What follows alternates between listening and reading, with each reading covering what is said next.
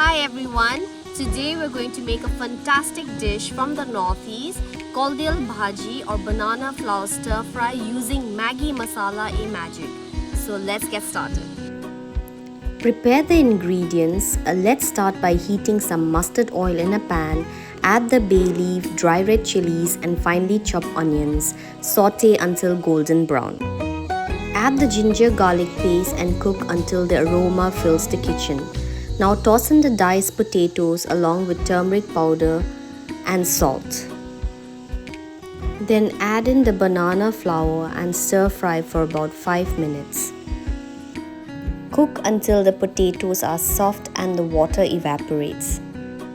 Maggi masala magic is made with 10 spices roasted and blended to perfection. Maggi masala magic adds an extraordinary taste to your everyday recipes. I use Maggi masala magic in all my dishes, whether it's dal, curries or dry veggies. It always makes all my dishes taste amazing. The addition of Maggi masala magic has truly taken this Koldil bhaji to the next level. It's a must try. Until next time, happy cooking!